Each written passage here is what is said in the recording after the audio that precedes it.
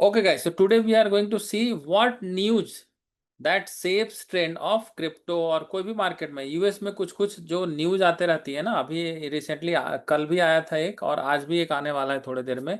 So what all those things are doing this case so that you are also alert on those this guys.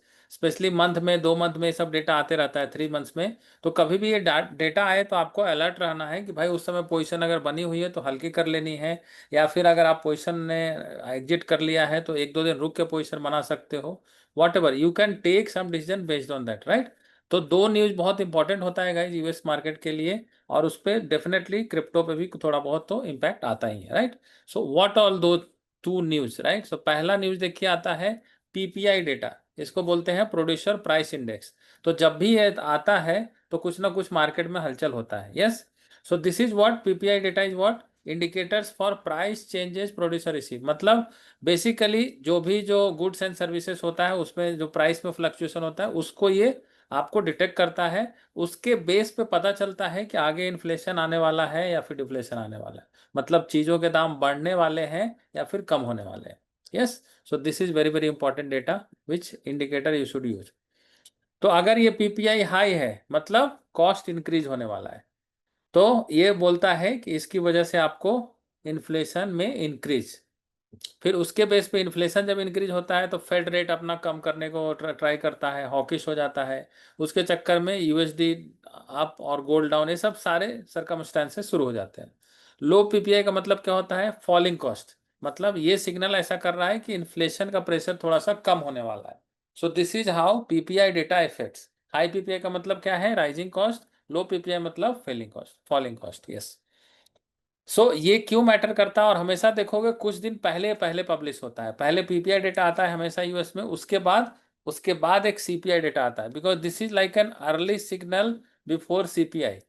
इसको use किया जाता है market के direction को guess करने के लिए। यस, तो चूंकि इन्फ्लेशन ज़्यादा हुआ तो हो सकता है इन्फ्लेशन ज़्यादा हो तो इन्फ्लेशन को कम करने के लिए लोग रेट कट कर लेते हैं, या फिर इन्फ्लेशन बहुत कम चल रहा है उसको उसको भी कंट्रोल करने के लिए कभी कभी रेट बढ़ाना भी पड़ता है, राइट। इस तरह से डिसीजन लेती है उसके बेस पे फेड। यस, तो this is PPI. Then second, तो पीपीआई का डेटा अगर अभी के हिसाब से देखा जाए तो कल पीपीआई का डेटा आ ही गया है ऑलरेडी यूएस में। आज आने वाला है सीपीआई का data. CPI is nothing but consumer price index. इसमें की इन्फ्लेशन इंडिकेटर है, तो it is the average price change of goods and services. It shows how fast inflation is rising और कूलिंग। मतलब ये इंडेक्स ये बताता है कि इन्फ्लेशन कितनी तेजी से आपका ऊपर जाने वाला है या नीचे जाने वाला है।